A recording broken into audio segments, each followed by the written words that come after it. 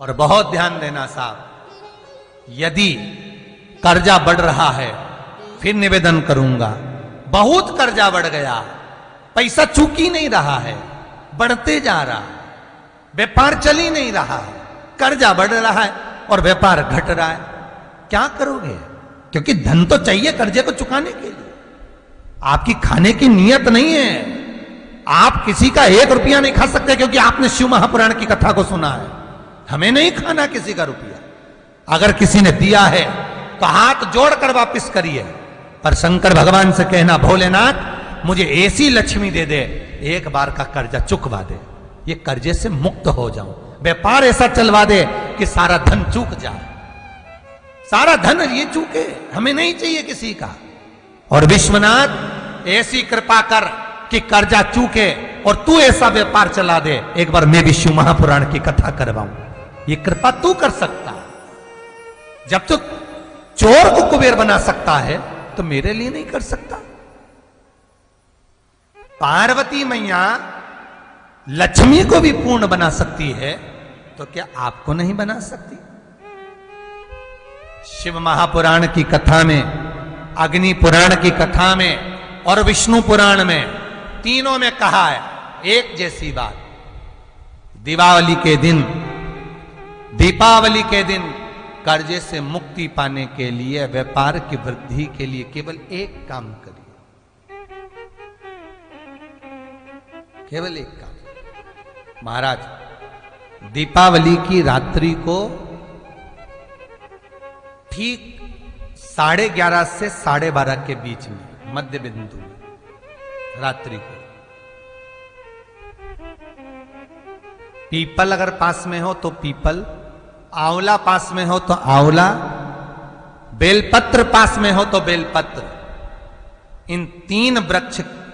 जो आपके पास में हो, जो नजदीक में हो, लगाना एक ही के नीचे, ये नहीं कि तुम तीनों के पास पहुंच जाओ, लगाना एक ही वृक्ष के नीचे 3 दीप अलग अलग, एक लक्ष्मी के लिए, गणेश जी के लिए, सरस्वती के लिए, 3 दीप घी के, एक फूल बत्ती का, 2 लंबी बत्ती का, फूल बत्ती मतलब गोल बत्ती का, और 2 दिए लंबी बत्ती के, घी के भरे हुए दिए, खाली नहीं, पूरा भरा हुआ दिया, उसमें एक एक कमलगट्टा, कमलगट्टा जो हवन में चढ़ता है, किराने की दुकान पे मिलता है काले कलर का कमलगट्टा, महाराज उस दिए के अंदर रखकर सबसे पहले गोल बत्ती वाला दिया हाथ में रखिए, हथेली पर जलाकर, और अपने स्मरण करो लक्ष्मी का, कुल देवी देवता का स्मरण करिए,